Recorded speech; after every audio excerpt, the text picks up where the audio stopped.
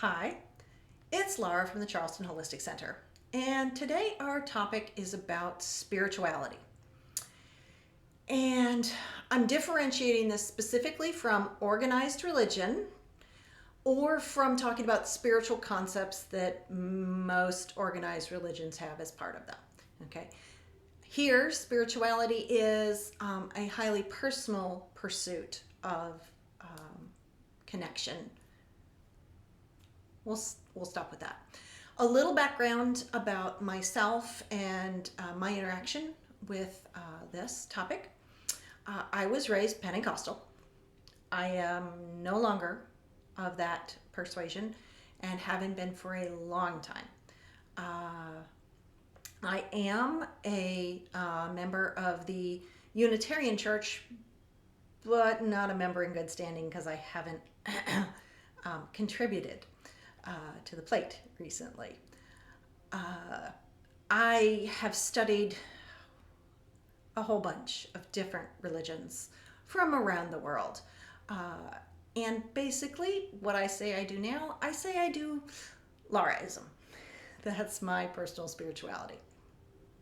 So, personal spirituality. I believe that what we're going to talk about here is that a person can have their own understanding and interaction with the divine, however that person conceptualizes that concept. It does seem that more and more people are going towards spirituality as opposed to religion, and maybe it's because it's easier to study world religions now, and then conceptualize in your own way the nature of the divine. I think this is fantastic.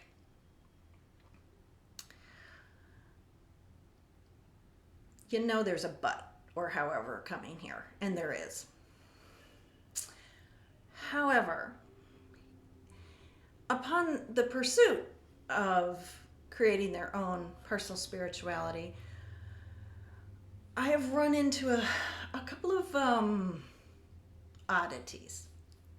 The creation of personal dogma, closed-mindedness, and really strange inconsistencies with their personal spirituality. Personal dogma and closed-mindedness is going to be my first discussion here with this.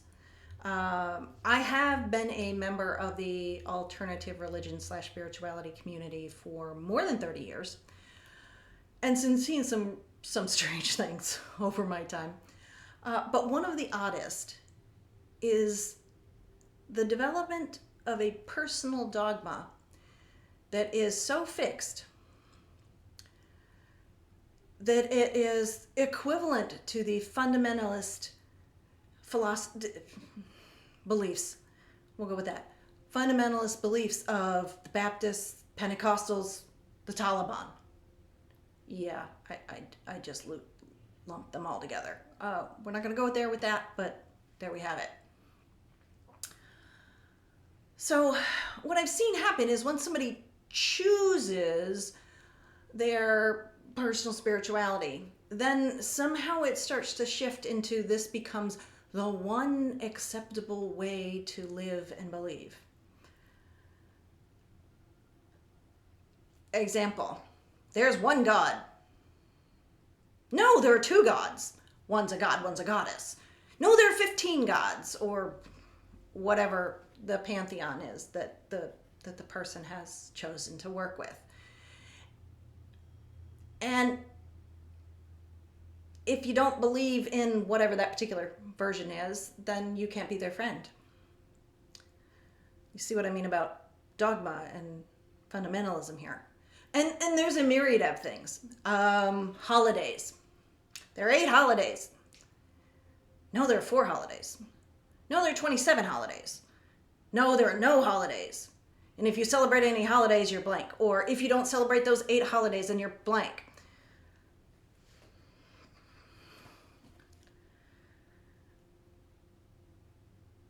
I've pretty much if you can name it when it comes to religion/spirituality, I've seen somebody doing it and trying to claim it's my way or the highway with it. So I'm suggesting let's not substitute one fundamentalism for another fundamentalism.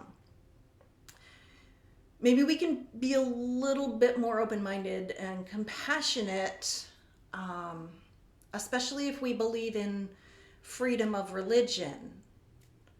I know that's a very American concept, but if you're practicing your own personal spirituality, then you might have that belief in freedom of religion. And, maybe being free to allow people their own personal spirituality.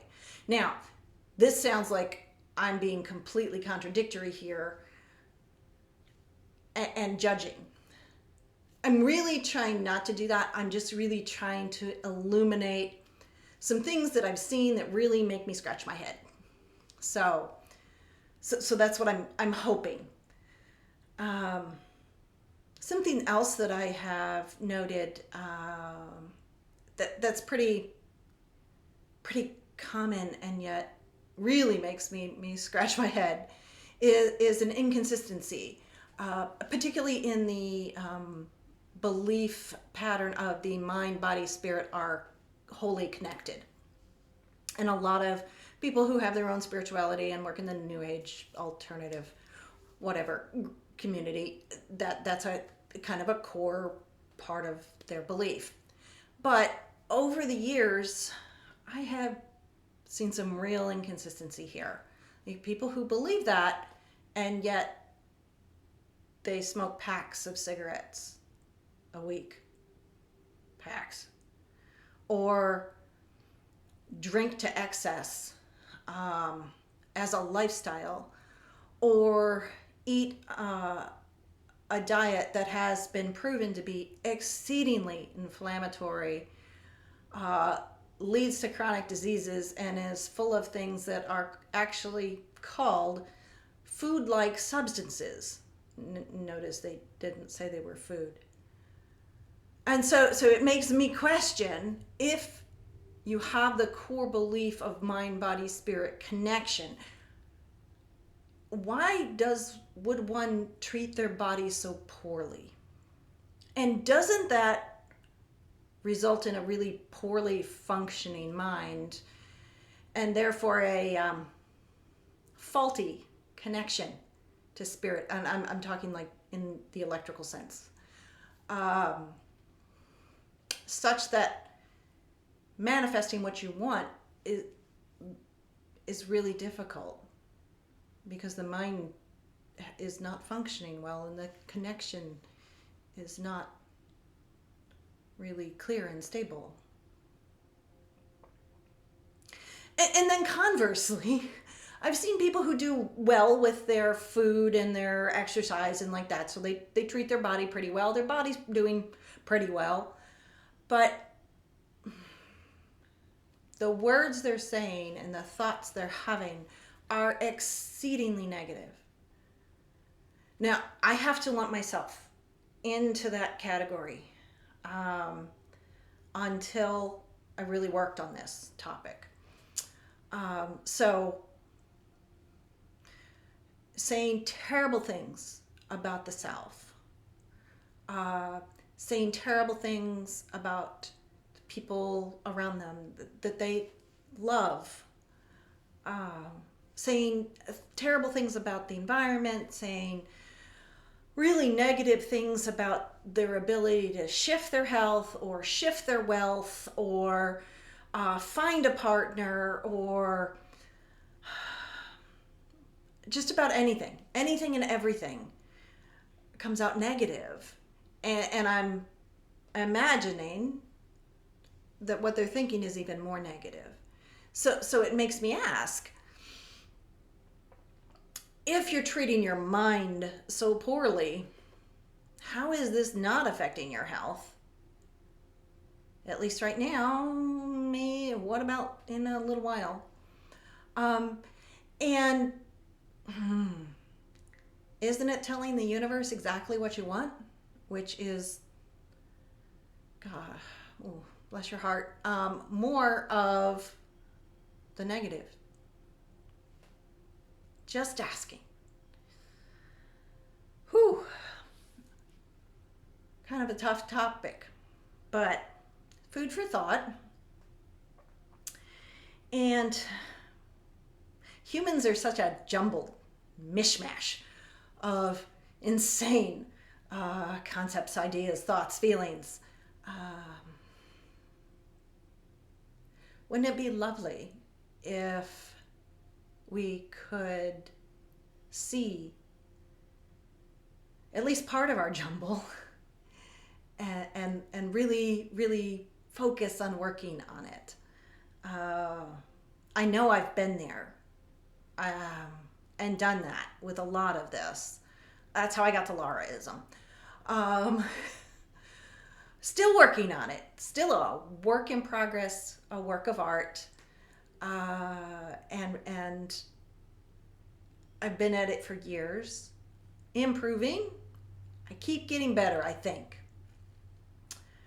And I would be absolutely honored to assist anyone else in this highly worthy endeavor of finding a consistent, helpful, beautiful, uplifting personal spirituality. Thank you and namaste.